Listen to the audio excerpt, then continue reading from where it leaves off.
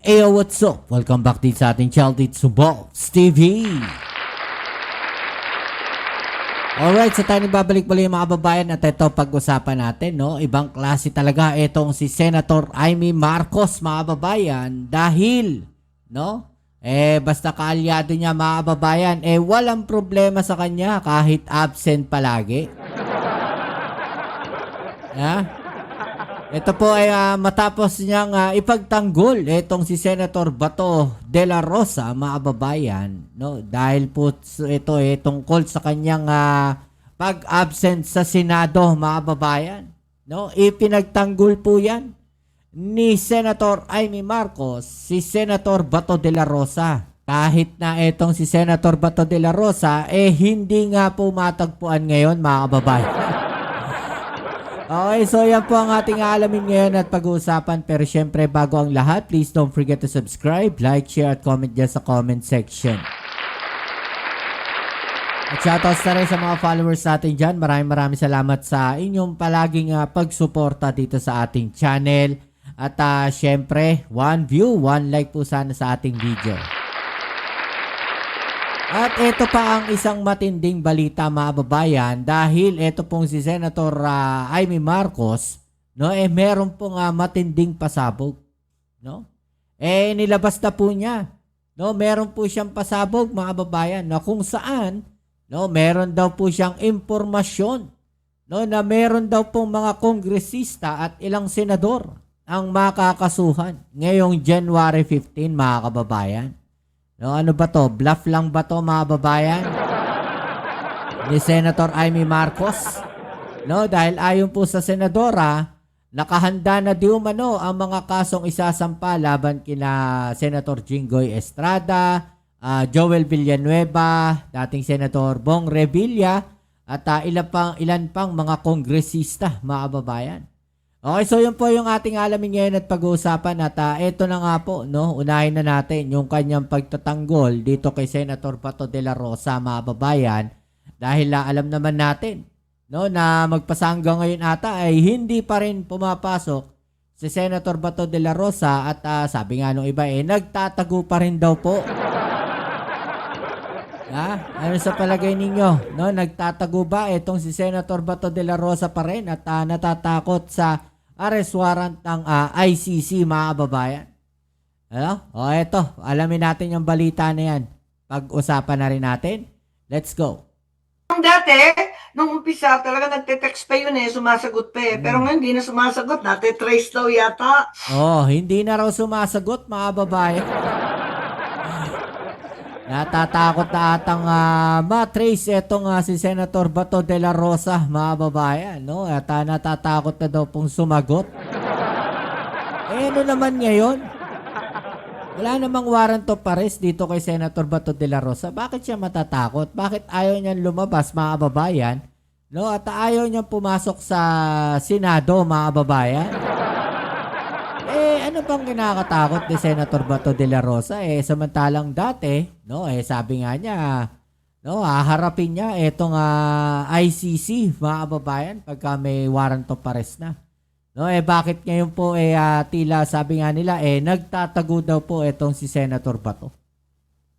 Ang mga cellphone, ang kinukumusta ko na lang yung asawa niya, sina Nancy at saka yung mga anak.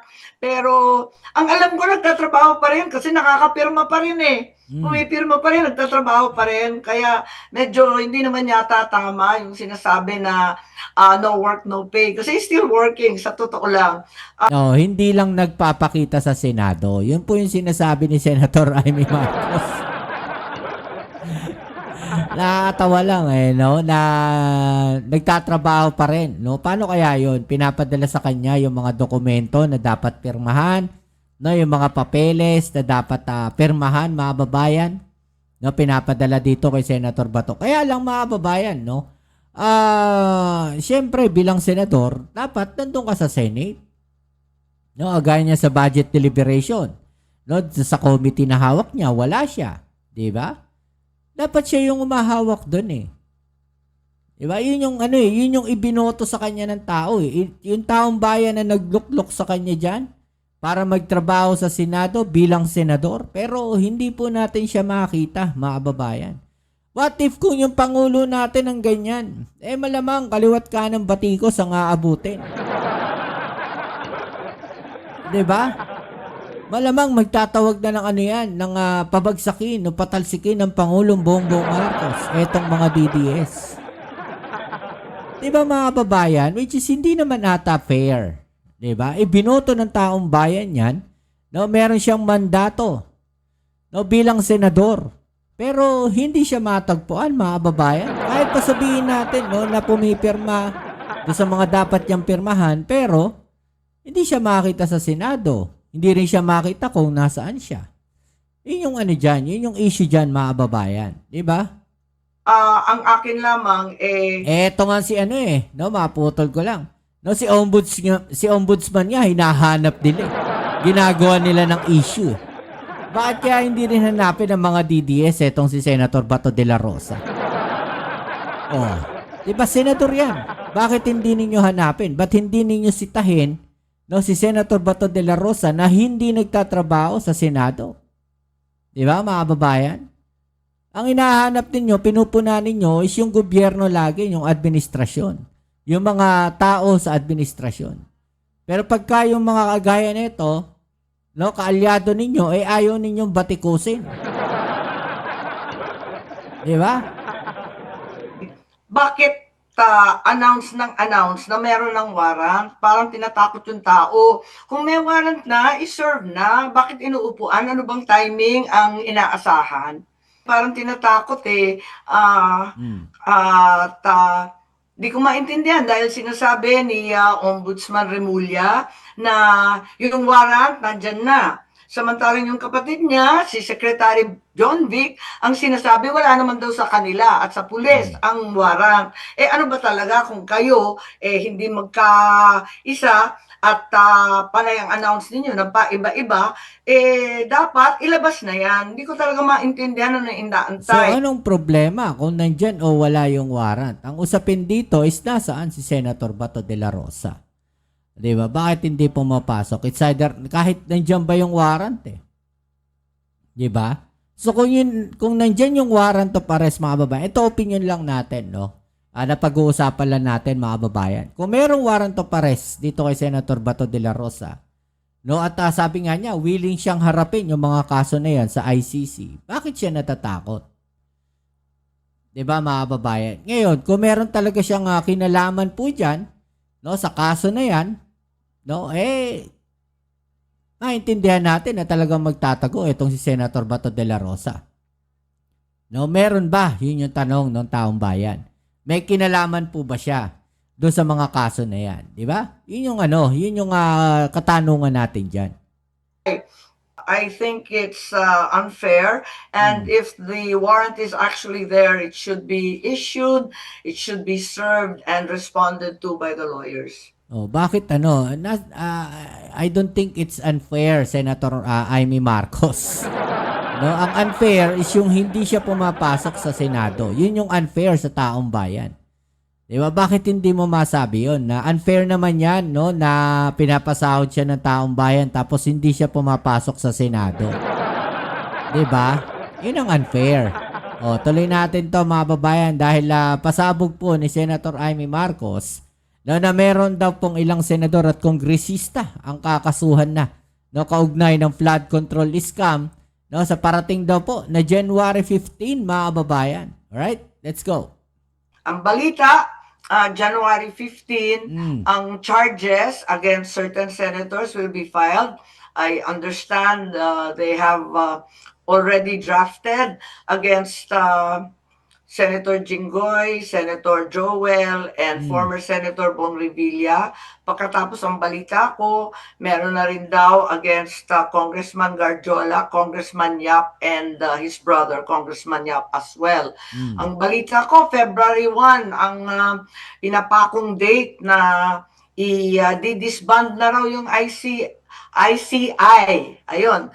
Wala nang ICI. Kung sa bagay, nag-resign na lahat ng member pero wala pong maliwanag.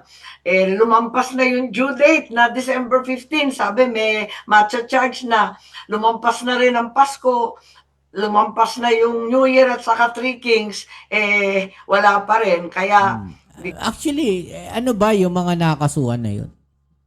No? Tungkol dyan sa ano na yan, flood control na yan. Tandaan natin mga kababayan, no, na inuunti-unti yan. Hindi kasi po pwede, especially dito sa malalaking tao na to. No? Ito mga congressman na to. Di ba? Hindi kasi po pwedeng bara-bara yung kaso. Sana naintindihan yan ni Senator Amy Marcos, no? Kasi tila ang gusto nila mangyari is kasuhan kagad, no? Na tila hindi pinag-aaralan yung mga kaso at mahina yung ebidensya. 'Di ba? Dapat matibay yung ebidensya. Lalo na ang mga kakasuhan mo ay mga kongresista at mga mabibigat na tao. Kailangan buo yung ebidensya. Hindi po pwedeng mahina yung ebidensya kasi mababaliwala yan, yung mga kaso na yan. At the same time, masisira yung reputasyon ng mga ahensya na magsasampa ng kaso. Di ba mga babayan? O, tuloy natin. di ko alam kung saan ito patungo. Ma'am, yung pong sinasabi niyong sorry. Yung about sa certain Senator Bong Revilla, ganyan. Charges or arrest ito, ma'am? Hindi ko alam, pero hindi na natin maintindihan ang sistema ngayon kasi biglang sinasampi na, biglang nauuna yung warrant, hindi ko alam. Pero alam ko na pinagmamalaki na kompleto na daw yung ebidensya at pwede na daw i-file. Ngayon, ang sinasabi din, wala raw sa ngayon direct evidence linking Senator Cheese, former Senator Nancy, former Senator Grace, and Senator Mark Villar. At hinahanda daw yun.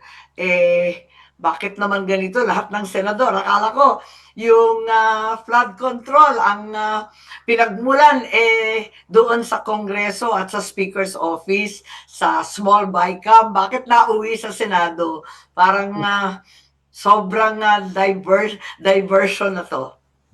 So, sinasabi ni Senator Amy sa diversionary tactics, parang ganun. No, pero kung titignan natin maigi, mga babayan, andun nga yung ilang mga kongresista at syempre, lahat ng link, o lahat ng mga may kaugnayan at lahat ng sabit at dawit, diyan sa flood control na yan, makakasuhan. It's either senador ka o, 'di ba? Kung kongresista ka, makakasuhan ka. Yun yung sinasabi dito, mga babayan. At siya na mismo nagsabi, may mga kongresista na makakasuhan. Hindi lang mga senador, mga babayan. Kaya yung parang pinagdidiinan dito ni Senator Amy Marcos na bakit may mga senador, naturalmente. Kung dawit sila, kung meron silang mga kinalaman dyan sa flood control, yung mga senador na yan, natural. Na makakasuhan yan. Natural na madadamay sila at dawit sila. 'Di ba? Alangan namang ligtas sila. Kung sabit sila diyan sa flood control issues na yan, diyan sa mga flood control scandal na yan. Alangan namang sila hindi iimbestigahan yung mga senador. Alangan namang yung mga senador na yan ay hindi kakasuhan o hindi sasampahan ng kaso. 'Di ba? Magwawala naman yung Kongreso. 'Di ba? Ganyan din yung sasabihin ng Kongreso. Bakit puro congressman lang? Which is narinig na natin dati. 'Di ba? Bakit puro kongresista? O may nadamay ng mga senador. O ba't nadamay yung mga senador? 'Di ba mga babayan? Kung dawit, dawit. Kung sabit, sabit, sampahan ng kaso. Kung may ebidensya, 'di ba? Iipunin yung ebidensya, sasampahan ng kaso. It's either kung maging sino ka man, sabi nga nila, mga babayan, 'di ba? Maging kongresista ka man, maging senador ka man, kahit sino ka man, Basta dawit ka diyan sa flood control scandal na 'yan, makakasuhan ka. Kung may ebidensya laban sa iyo, 'di ba? Sasampahan ka ng kaso. 'Di ba? Huwag sanang piliin na puro congressman lang. Yun yung sinasabi dito ni Senator Amy Marcos. Sa kanila nagsimula yan. Dapat sila yung sila yung sampahan ng kaso. Dapat sila yung mga hulihin. 'Di ba? So parang iniitsipwera niya yung mga senador. Paano nga naman kung dawit yung mga senador na yan? 'Di ba mga babayan? Ano pong masasabi ninyo dyan? I-comment sa ibaba yung mga opinion at atin yung pag-usapan. Alright? So yan muli, kita-kits tayo sa ating next video upload. Ito po muli ang inyong Kuya Mobs dito sa Mobs TV. And please don't forget to subscribe, like, share, at comment dyan sa comment section. Maraming salamat po sa mga supporters natin dyan. Shoutout sa inyo. Kita-kits tayo sa ating next video. Peace. I'm out.